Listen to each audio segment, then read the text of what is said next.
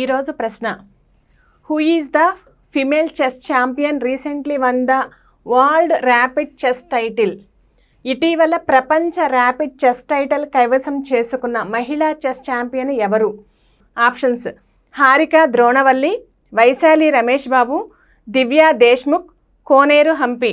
భారత grand master Telugu తేజమైన కోనేరు హంపి ఈ మహిళా చెస్ ఛాంపియన్ టైటిల్ కైవసం చేసుకున్నారు.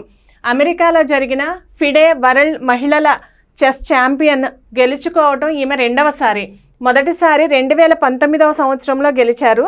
మళ్ళీ 5 సంవత్సరాల గ్యాప్ తర్వాత ఈ సంవత్సరం 2024 సంవత్సరంలో కూడా ఈ టైటిల్ని కైవసం చేసుకున్నారు.